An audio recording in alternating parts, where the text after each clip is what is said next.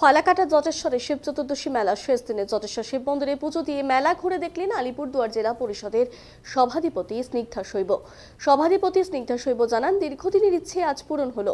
যদিও সূচনা লগ্নে আমন্ত্রণ পেলেও আসতে পারেননি তিনি। শেষ দিনে এসে পুজো দেন এবং মেলা ঘুরে দেখেন তিনি।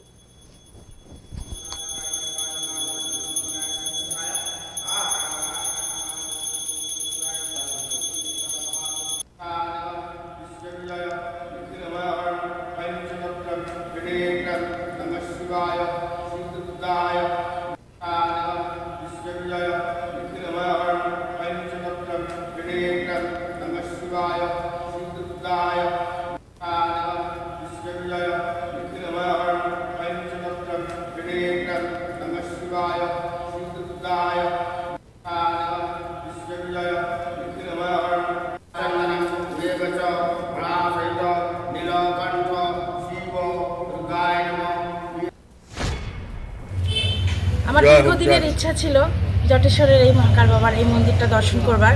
এখানে শিব চতুর্দশীতে এখানে মেলা হয়, 15 দিনের মেলা। ওপেনিংও ডেকেছিল, আমি আসতে পারিনি। তো আজকে মেলা শেষ দিন, ভগবানের দর্শন করলাম, মন্দিরে সব আমরা পুজো দিলাম। পুজো দিয়ে এখন আমরা মেলাতে যাব। এখন আমরা কিছু মেলাটা দর্শন করে কিছু ঘুরে তারপরে আবার ফিরে যাচ্ছি।